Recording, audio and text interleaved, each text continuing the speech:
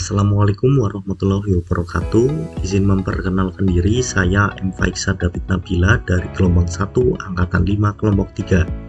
Izin untuk mempresentasikan tugas agenda 3, yaitu peran dan kedudukan PNS untuk mewujudkan smart governance.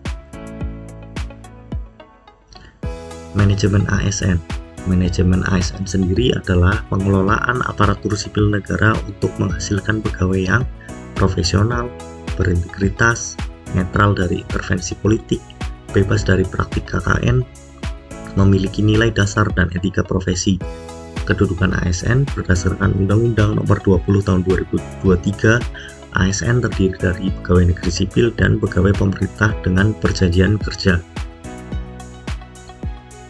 Fungsi, peran, hak, dan kewajiban ASN.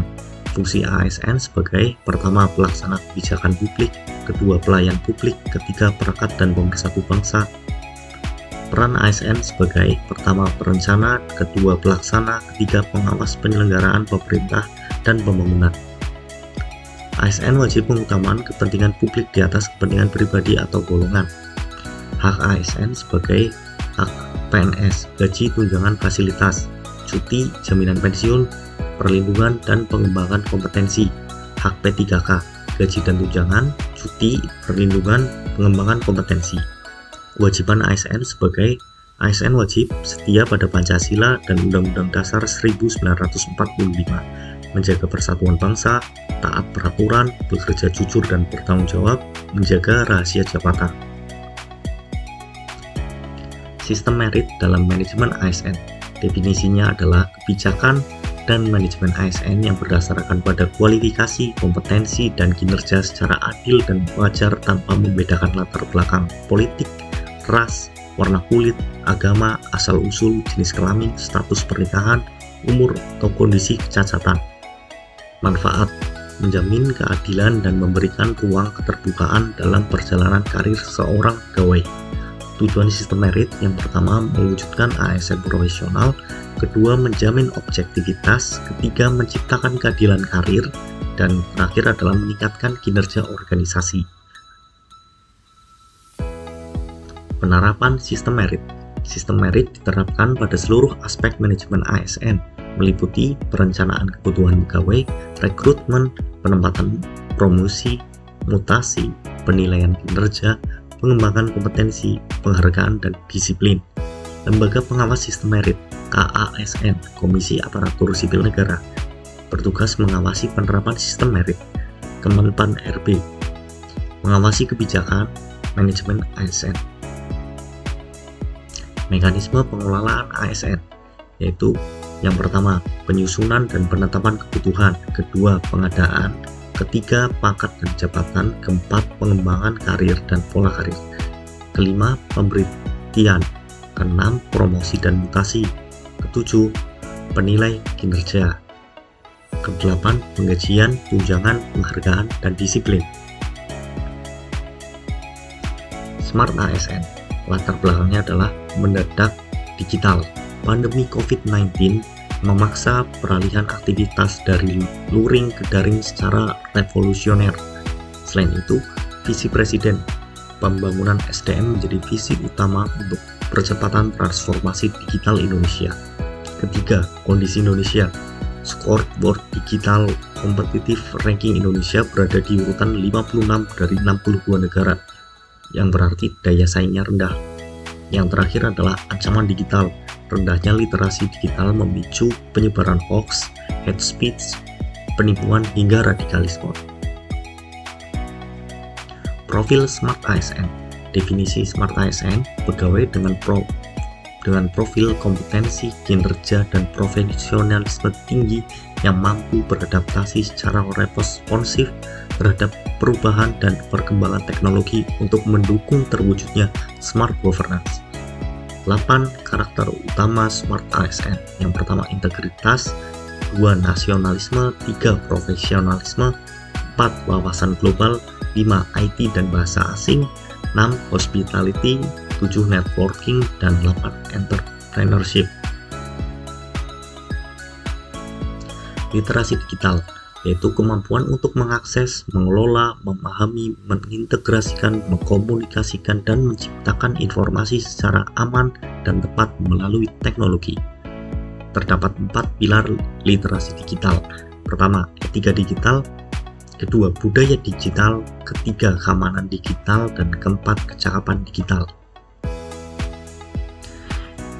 Apa itu etika digital? Yaitu kemampuan menyesuaikan diri dan merasionalkan tata kelola etika digital. Implementasinya adalah membedakan etika, norma moral, dan etika tata krama sosial di internet. Yang kedua adalah waspada pada konten negatif, hoax, perundungan cyber, dan ujaran kebencian. Budaya digital yaitu membangun wawasan kebangsaan, nilai Pancasila, dan Bhinneka Tunggal Ika di ruang digital. Implementasinya digitalisasi kebudayaan melalui pemanfaatan TIK untuk melestarikan kekayaan budaya Indonesia, mendorong perilaku mencintai produk dalam negeri dan kegiatan produktif di ruang digital, nilai Pancasila sebagai penyaring atau filter dalam berinteraksi, berpartisipasi, dan berkolaborasi di dunia maya. Keamanan digital yaitu mengenali dan meningkatkan kesadaran perlindungan data pribadi dan keamanan perangkat.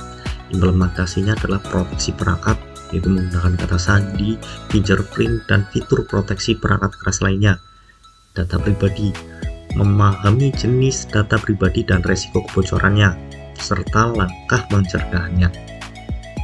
Ketiga, penipuan digital, mengenali modus scam, phishing, dan catfishing. Yang terakhir adalah rekam jejak digital, menyadari bahwa setiap aktivitas meninggalkan jejak permanen.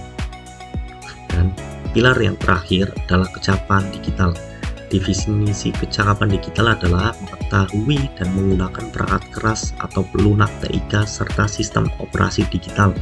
Implementasinya adalah landscape digital, memahami fungsi berbagai perangkat, baik komputer, notebook, tablet, atau telepon pintar.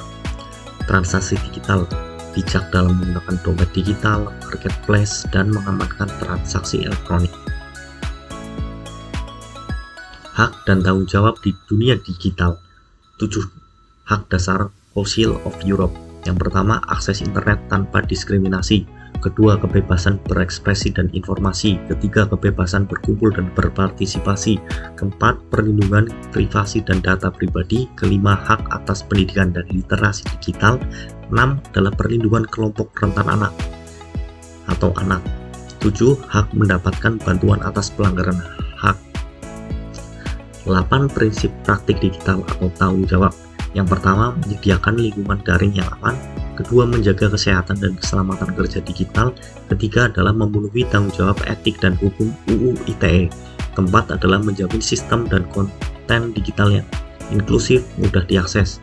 Kelima adalah mematuhi petugas penanggung jawab aktivitas digital. Keenam adalah menyediakan pelatihan dan kesempatan belajar digital. 7 adalah memahami dampak aktivitas digital terhadap kesejahteraan individu. Dan yang terakhir adalah menjamin keamanan dan keberlangsungan sistem digital. Tantangan ruang siber dan mitigasi konten negatif. Yang pertama, bentuk ancaman di dunia digital dapat berupa hoax, cyberbullying, hate speech, dan radikalisme digital. Waspadaan ASN dalam berinteraksinya adalah netralitas harga mati. Kedua, keamanan data instansi. Ketiga adalah tidak boleh flexing. Dan langkah mitigasi atau aksi cerdasnya adalah verifikasi bertingkat. Kedua adalah manajemen jejak digital. Dan yang terakhir adalah agen literasi. Kesimpulannya adalah manajemen ASN merupakan dasar dalam mewujudkan birokrasi yang profesional dan berintegritas. Melalui sistem merit, pengelolaan ASN dilakukan secara objektif berdasarkan kompetensi dan kinerja, sehingga mampu menghasilkan aparatur yang netral, akuntabel, dan berorientasi pada pelayanan publik serta pembangunan nasional. Smart ASN bukan hanya tentang penguasaan teknologi, melainkan konsistensi dalam menjaga etika, keamanan, dan budaya bangsa di setiap interaksi ruang digital. Terima kasih dan mohon maaf jika ada salah atau kurangnya. Wassalamualaikum warahmatullahi wabarakatuh.